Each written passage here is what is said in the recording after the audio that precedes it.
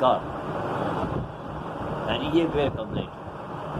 Sir வண்டியில் போகும்போது தலை இப்படியே ஆட்டும், பயமாக இருக்குது வண்டி ஓட்டுறதுக்கு. நான் புதுசு இந்த வண்டி ஓட்டுறது, பழைய வண்டி வாங்கினேன், ரொம்ப பதட்டமாக இருக்குது, என்ன சார் பண்ணுறது அப்படின்னு தொலைபேசி மூலமாக போகிறேன். சரி சார், காற்று கம்மியாக இருக்கா பார்த்து ஓட்டுக்க. இல்லை சார், நான் ஒரு பள்ளத்தில் விட்டேன், அதுலேருந்து தான் இந்த ஃபால்ட்டு வந்தது அப்படின்னு. ஃப்ரண்ட்டில் முதல்ல விழுந்துதா பின்னாடி முதல்ல விழுந்துதா? இல்லை சார், பேக் வீலில் தான் முதல்ல விழுந்துது அப்படின்னு. அதுலேருந்து இந்த மாதிரி இருக்குது. ஸோ நான் பழைய வண்டி தான் அதை வாங்கியிருக்கேன், எனக்கு இந்த மாதிரி இருக்குது, என்ன சார் பண்ணலாம் அப்படின்ட்டு தொலைபேசி மூலமாக என்கிட்ட கேட்டார். நீங்கள் வண்டி எடுத்து வாங்க சார் பார்க்கலாம் அப்படின்னு. ஸோ அவர் பல மாதமாக என்னுடைய யூடியூப்பை பார்த்துட்ருக்காரு. அது மூலிமா வந்தார். வந்த உடனே பின்னாடி பார்த்தா சாகாப்தர் புஷ் டக் டக் டக் டக் சவுண்ட். ஸோ நிறைய இடத்துல அவர் கொடுத்துருக்காரு, சர்வீஸ் பண்ணியிருக்காரு. அவருக்கு ஒரு திருப்திகரமாக இல்லை, மன கஷ்டம். இந்த கொரோனாவில் 10 பைசா கூட கையில் இருக்காது. ஃபேமிலியோடு போகணும், ஃபேமிலியோடு வரணும், ஹஸ்பண்ட் ஒய்ஃப் 2 பேரும் வேலைக்கு போகணும் வண்டி. அதனால தான் அந்த வண்டியை வாங்கியிருக்காரு பாவம். ஸோ என்னை கான்டாக்ட் பண்ணாங்க. சரி வாங்கம்மா, நான் உடனே முடிஞ்ச அளவுக்கு நான் பண்ணி கொடுத்துட்றேன் அப்படின்னு. இல்லை சார், உங்கள் வீடியோவை பார்த்த சஸ்பென்சரை பற்றி சொன்னீங்க அப்படின்னு. இல்லை நீங்கள் வாங்க, முதல்ல வண்டியை பார்ப்போம் அப்படின்னு. வண்டியை கைத்துனா சாகாப்சர் புஷ் கடை சாகாப்ஸுடைய விலை என்ன விலை? 2200 வருது. ஸோ அது இந்த காலத்து காட்டுறத 2200 கொடுத்து அதை வாங்க முடியாது இந்த கொரோனா காலத்தில். அதுக்கு என்ன சிம்பிளான வழி? அதே மாதிரி அந்த 2 பேரிங், ஒரு பேரிங் 60 ரூபா, 2 பேரிங்கு 120 ரூபா. நான் ஒரு டிஃப்ரெண்ட்டாக பண்ணியிருக்கேன் அந்த பேக் சஸ்பென்சர், வெரி டிஃப்ரெண்ட்டு. அதாவது ஒரு வித்தியாசமாக பண்ணக்கூடிய ஒரு விஷயங்கள். ஏன்னா நிறைய கஸ்டமர் அண்ட் ஸ்டூடெண்ட்ஸ் சார் தலை ஆடுது, என்ன ப்ராப்ளம் நல்லா கண்டுபிடிக்க முடியல அப்படின்னு சொல்லி என்கிட்ட கேட்டிருந்தாங்க. ஸோ அதுக்காக இந்த வண்டியை எடுத்து ஸோ 3 days 3 நாள் இதை அவ்வளோ அழகாக அவங்களுக்கு நான் பண்ணி கொடுத்துருக்கேன். அந்த வீடியோவை பாருங்கள், நான் எப்படி பண்ணுறேன் அந்த மாதிரி பண்ணுவேன். ஆனால் ஸோ அந்த பர்டிகுலர் சில விஷயங்கள் பட்டையில் செய்யக்கூடிய ஒரு வேலை, மீதி நம்ம செய்ய வேண்டிய வேலை. ஸோ அந்த சாகாப்சர் எப்படி அட்ஜஸ்ட் பண்ணணும், எப்படி லூஸ் பண்ணணும், உங்களுக்கு இப்போ வண்டியில் போகும்போது பேக்கில் ஆக்ஷன் இல்லைன்னா லைட்டாக அதை எப்படி லூஸ் பண்ணணும், எப்படி அட்ஜஸ்ட் பண்ணணும், அந்த தகவல் உங்களுக்கு நான் காட்டுறேன். ஸோ அதுக்கு ஒரு புல்லர் அந்த மாதிரி போட்டு பண்ணிங்கன்னா உங்களுக்கு நீங்களே பண்ணிக்கலாம். இதுதான் ஒரு முக்கியமான ஒரு விஷயம். அதே மாதிரி இந்த சாகாப்சர் ஒரே ஒரு புஷ்ஷு தான், அந்த புஷ்ஷு ரெடி பண்ணி போடலாம், ஒன்றும் பிரச்சனை இல்லை. நீங்கள் சாகாப்சர் மாற்ற வேண்டிய அவசியமே கிடையாது. ஸோ ஆயில் லீக் ஆனால் தான் சாகாப்சர் மாற்றணும். அது ஒரு முக்கியமான ஒரு தகவல் ஸ்டூடெண்ட்ஸ் அண்ட் கஸ்டமர். அதே மாதிரி ஃப்ரண்ட்டு நம்ம பேக் எல்லாமே வேலை பார்த்துட்டோம், சஸ்பென்சர் எல்லாமே ரெடி பண்ணிடுறோம். ஸோ ஃப்ரண்ட்டு ரொம்ப முக்கியம். ஆயில் லீக் இருக்கா அப்படின்றத முதல்ல பார்க்கணும். இல்லை சார், நான் வண்டி வாங்கும்போது ஆயில் லீக் இல்லை, நல்லா தான் இருக்குன்னு. அந்த ஆயிலுடைய பர்ஃபார்மன்ஸ் மாறிடும். ஸோ நீங்கள் ஒன்றும் இல்லை, நீங்கள் நல்லா கீழே அழுத்துங்க. அழுத்தின உடனே எங்கே அந்த டீப் மேலே எவ்வளோ தொழுக்கு வருது அப்படின்னு மார்க் பண்ணிடுங்க. அந்த டீப்பை மேலே மேலே சஸ்பென்ஸ் இப்படி அழுத்துறீங்க, அங்கே மார்க் பண்ணிவிடுங்க. அதே மாதிரி 2 பக்கம் மார்க் பண்ணிடுங்க. மார்க் பண்ணிவிட்டு நீங்கள் அதில் இருக்கிற ஆயிலெலாம் எடுத்துட்டு கரெக்டான ஆயில் லெவல் ஊற்றி கரெக்டாக திருப்பி நீங்கள் ஃபங்க்ஷன் பண்ணுங்கள். எக்ஸ்ட்ரா தான் காட்டும், மேலே தூக்குன மாதிரி இருக்கும், கீழே இறங்க. இதுதான் ஃப்ரண்ட் சஸ்பென்சருடைய ஒரு முக்கியமான ஒரு தகவல். இல்லை சார் அது நல்லா இருக்கு அப்படின்னா லொடுக்குன்னு ஃப்ரீயாக தான் இருக்கும், ஆயிலுடைய பர்ஃபார்மன்ஸ் போயிடும். ஸோ இவ்வளோ காலகட்டத்துக்கு தான் அந்த ஆயில் தாங்கும், அதுக்கு மேலே அது வேலை செய்யாது. நம்ம அது ஆயில் மாற்றணும். டயஸ்கோப் மாடல் இந்த ஃபோர்க்கெல்லாம் பார்த்தீங்கன்னா ஆயில் நம்ம மாற்றணும். Any bike. இப்போ ஒரு முக்கியமான ஒரு தகவல் சொல்கிறேன். இப்போ ஒரு பைக் வருது, உள்ளே எவ்வளோ ஆயில் ஊற்றிருக்கான்னு நமக்கு என்ன தெரியும்? ஒரு கேட்லாக் பார்த்தா தான் தெரியும். ஸோ ஒரு கம்பெனியில் போய் கேட்டால் கூட சொல்ல மாட்டாங்க. அந்த மெஷர்மெண்ட்டு அதை எப்படி கண்டுபிடிக்கிறது நான் வச்சுருக்கேன், துல்லியமாக வச்சுருக்கேன். ஸோ ஒரு புது வண்டி லான்ச் பண்ணுறாங்க, இதுவரையில் எதுவுமே வெளியே தெரியாது, எவ்வளோ ஆயில் இருக்குன்னு தெரியாது. ஸோ நம்ம வண்டியை அப்படியே அந்த மெஷர்மெண்ட்டு ஆயிலை அழகாக எடுக்கலாம்.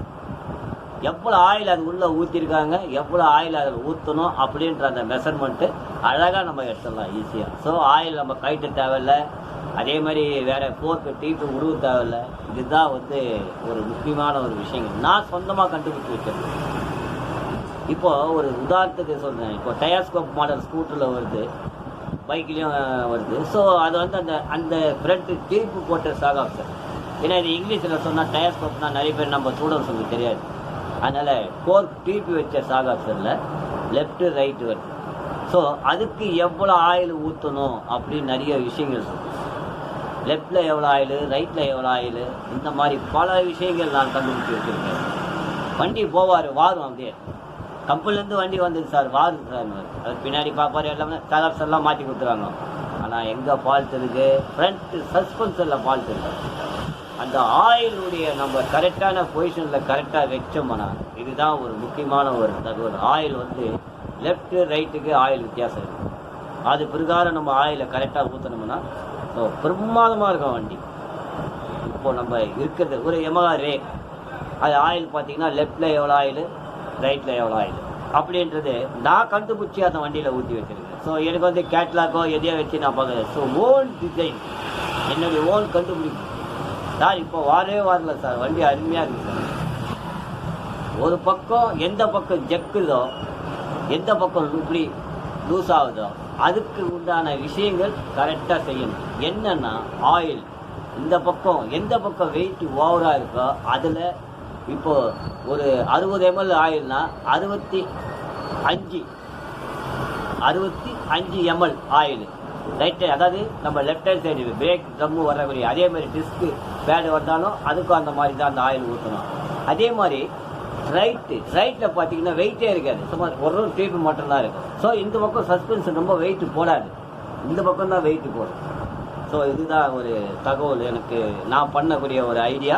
ஸோ இதுதான் ஒரு முக்கியமான ஒரு விஷயங்கள். இந்த யூனிகார்ன் பேக் பெயின் வராமல் இருக்கிறதுக்கு, தலை ஆளாமல் இருக்கிறதுக்கு ஒரு அருமையான ஒரு விஷயத்தை நான் பண்ணி வச்சுருக்கேன். எனி ஸ்டூடெண்ட்ஸ், மெக்கானிக் நண்பர்கள், கஸ்டமர், இனிமே வந்து நான் ஸ்டூடெண்ட்ஸ் சொல்ல முடியாது, ஏன்னா மெக்கானிக் நண்பர்கள், குழந்தைங்க, இன்ஜினியரிங் படிக்கிற குழந்தைங்க எல்லாத்துக்குமே என்னுடைய யூடியூப்பை பாருங்கள். இது பிரகாரம் நீங்கள் வேலை செஞ்சீங்கன்னா அருமையாக இருக்கும். அதேமாரி ஃப்ரண்ட் டிஸ்க்கு சார் எப்படி சார் ஆயில் அடிக்கிறது அப்படின்னு கேட்டிருந்தாங்க. ஸோ அதை வந்து தனியாக அவுத்துட்டு மேலே டேபிளில் வச்சு அதை ஒரு அழகான முறையில் அவங்களுக்கு அதை சொல்லி கொடுக்கணும் அப்படின்னு சொல்லி பண்ணி கொடுத்தேன். ஸோ அதை எப்படி பண்ணணுன்றதை சொல்லியிருக்கேன். ஸோ இதுதான் இது. ஸோ அடுத்தது R15 வெர்ஷன் 2 அந்த வீடியோவை விரைவில் வரப்போகுது. ஸோ எல்லாமே வெயிட் பண்ணிடுங்க, பாருங்கள், நல்லாயிருக்கும். மெக்கானிக் நண்பர்கள், டிப்ளமா படித்த குழந்தைங்க, மெக்கானிக் படிக்கிற குழந்தைங்க எல்லாமே இதை பார்த்து பயனடைங்க. எனக்கு தகவல் ஃபோன் மூலிமா நீங்கள் பண்ணணும்னு சொன்னால், ஸோ ஃபோன் வந்து ரிங் ஆகும், ஆனால் சவுண்டு வராது, நான் அந்த மாதிரி வச்சுருவேன். ஸோ இதை வந்து நான் 8 மணிக்கு மேலே இந்த காலை யார் பண்ணாங்கன்றதை நான் டவுட் கிளியர் பண்ணிடுறேன்.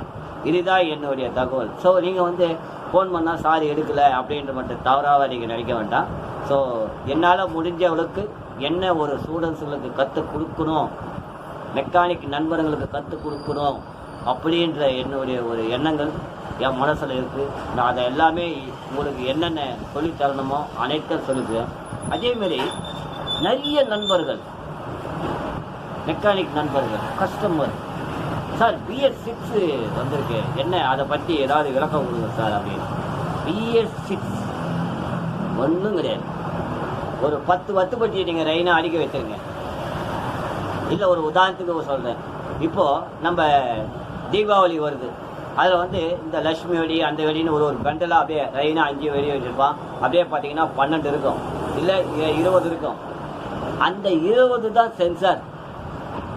இந்த வண்டியில் சென்சாரு அதுதான். ஒன்று டப்பியாக வச்சுட்டான். இப்போது ஒரு ஒரு சின்ன ஒரு டப்பி மாதிரி வச்சு இந்த செல்ஃபோனில் பார்த்துங்க, அதை பாருங்க. மெயின்ட்டு கரெக்டாக வேலை செஞ்சால் ஈஸியாக கண்டுபிடிச்சிடலாம். கண்டுபிடிக்கிறது யார்? நம்ம தான் அதை உருவாக்கணும். எனக்கு பொறுத்தவரைக்கும் அந்த பட்டி சைஸ் செல்ஃபோனில் வச்சு பார்க்கணும்னா நான் சான்ஸே கிடையாது. எனி பைக், நீங்கள் ஃபாரின் பைக் எடுத்தால் நீங்கள் நிறுத்தினா கூட நான் வேலை செஞ்சு கையில் கொடுத்துருவேன். அப்படியே டிட்டோ 10 வருஷம் அப்படியே நிற்க வச்சு எடுத்துன்னு வந்து கொடுத்தீங்கன்னா நான் ரெடி பண்ணி கையில் கொடுத்துருவேன். ஸோ ஸ்லாஷ் கிடைக்கணும். இதுதான் ஒரு ஒன்று. மெயின் கரெக்டாக வச்சுக்கணும். வீட்டிலேருந்து போகிறோம்னா தொழில் மேலேயே தான் இருக்கணும். சினிமாவுக்கு போகலாம், அதுக்கு போகலான்னா எந்த ஒரு உதவியுமே செய்ய முடியாது. நீங்கள் புதுசாக கண்டுபிடிச்சி பண்ணுங்க. என்னால் முடிஞ்சவளுக்கு என்ன ஹெல்ப் மெக்கானிக் கொடுக்க முடியுமோ அவ்வளோ நான் கொடுத்துக்கிட்டே இருக்கேன். ஸோ என் வீடியோவை பார்த்து நிறைய பேர் பயன் அளிக்கிறாங்க, நிறைய பேர் ஃபோன், நிறைய பேர் வாட்ஸ்அப்பில் வாழ்த்துக்கள். அதே மாதிரி இந்த கமெண்ட்ஸில் வந்து தவறான விஷயங்கள்லாம் வந்து போடுறாங்க. அது வந்து ரொம்ப மன வருத்தமாக தான் இருக்குது எனக்கு. அது ரொம்ப தவறு. கற்றுக் கொடுப்பது என் வேலை, கற்றுக்கொள்வது உங்கள் வேலை. அதை தவறான பயன்படுத்துவது தவறு. வாட்ஸ்அப் அந்த உள்ள கமெண்ட்ஸில் வந்து தவறான ஒரு விஷயத்தை பண்ணக்கூடாது. இதுதான் என்னுடைய வேண்டுகோள். நன்றி, வணக்கம்.